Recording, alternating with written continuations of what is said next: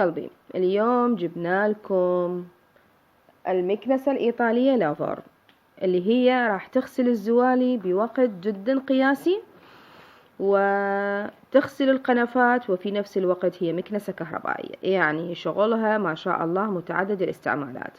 موجودة فقط عند شركة الأم داستي. طبعا كل الشكر والتقدير لهاي الشركة لأنه توفر كل المنتجات سهل عمل ربة المنزل. اليوم راح أشوف لكم الشغل الفعلي إلها، شغل مضبوط 100. راح أشوف لكم اليوم غسل زولية والقنفات. طريقة جدا سهلة، لكن الجهاز مفعولة جدا قوي، فبالتالي راح تطلع الأوساخ بشكل كلش هواية. أكيد راح أنا راح أسجل الفيديو وراح تشوفوه. اليوم الكل راح يودي الزوالي لللوندري، واللي يودي القنفات تنغسل عند اللوندري. وطبعا أكيد الأسعار خيالية ياخذوها أصحاب اللوندري والمكاوي، لأنه أكيد راح يضيفوا لها مواد تنظيف وشغل وتعب. لكن اليوم خلينا احنا نشتري هذه المكنسة، فبالتالي راح اولا اصرف لانه ما راح نروح نوديها وياخذون المبالغ. ثانيا راح احنا ننظف بيدينا الحاجة. اكيد تنظيف البيت مو مثل تنظيف اللوندري، والاهم انه احنا ملكنا جهاز كهربائي محترم بالبيت كل السنوات ان شاء الله راح نستفاد من عنده. يلا خلينا على بركة الله نشوف الطريقة. هسه حبايب قلبي مثل ما تشوفون هاي هنا داخل الغسالة، هذه هنا كل الأوساخ اللي راح نسحبها من الزوالي أو القنفات راح تنزل هنا. هذه أول خطوة لازم احنا نسويها، ندهن هذا القاع مال الغسالة بالزيت مثل ما هسه راح تشوفون. زيت، أي زيت نباتي عندكم بالبيت، قطعة من القطن بهالشكل هذا، وندهن بيها القاعدة هذه كلها بالزيت. الغرض من عنده انه احنا ما نريد جزيئات هسه راح نخلي هنا تلاحظون هذا الزيت، وهذا كله احنا راح نمشيه على الجهاز. هسه بهالدهن هذا بهالطريقة هذه راح يساعدنا على شنو الفائدة من انه احنا دهناها بالزيت بهالشكل هذا، حتى لا تصير هنا وقفة كبيرة من جراء التنظيف وتصعد وتطلع مننا من الأطراف مال المكنسة. راح تتكسر كل جزيئات الفقاعات مع الزيت، وبالتالي راح يبقى بس المي موجود بأسفل القاعدة. هسه هذا خلصنا من عنده بعد ما دهناه بالزيت. مثل ما تشوفون راح نبدي نخلي المي، يفضل انه يكون مي مقطر. ليش؟ حتى لا تتراكم الأملاح في داخل الأنابيب وتأذيها. واللي عنده الجهاز لحماية المي، يعني منظومة الفلتر، يقدر يستعمل المي مال منظومة الفلتر. المهم احنا هسه بعد ما ترسناها راح نبدي نشتغل بيها ونشوف لكم الشغل. هسه طريقة الاستخدام الداستي انه احنا ناخذ اي عبوة عندنا فارغة، نخلي نص مقدار من الداستي يعادله نص مقدار من المي. يعني خليته مثلا قلاص من الداستي، خلوا قلاص من المي حتى نبدي نشتغل ونرش بيه اي اماكن نريد ننظفها. راح نرش هذه المنطقة اللي راح نشتغل بيها. هسه مثل ما تشوفون نرش مي على المنطقة اللي خلينا عليها منتج داستي، نتركها 5 دقائق وراجع لكم.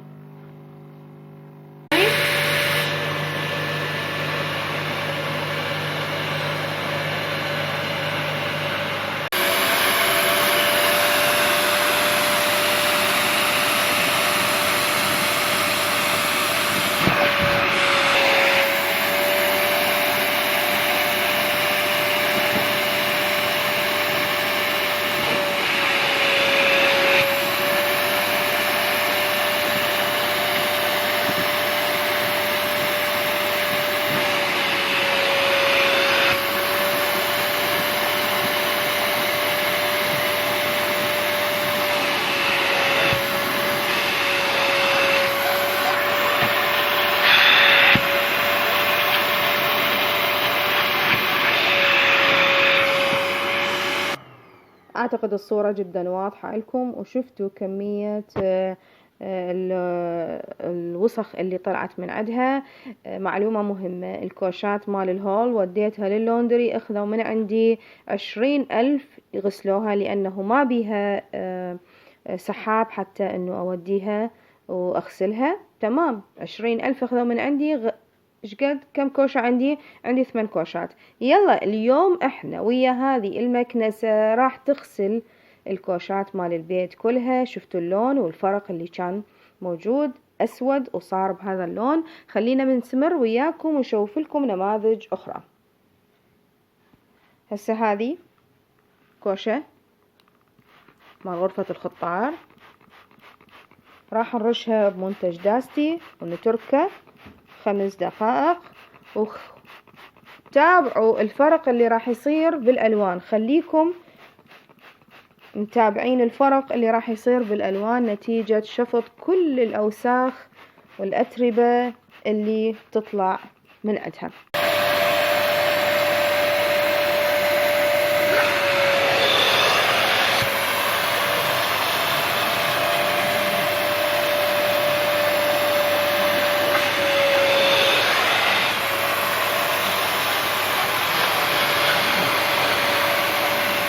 هسه اعتقد الصورة واضحة قدامكم بالفيديو وبالشكل النهائي إلها. شفتوا كمية الأوساخ اللي انسحبت وشفتوا الفرق بالألوان اللي صار. راجعي لكم، خلينا نسوي لكم بعد نموذج ثالث حتى تكون الصورة أوضح لكم.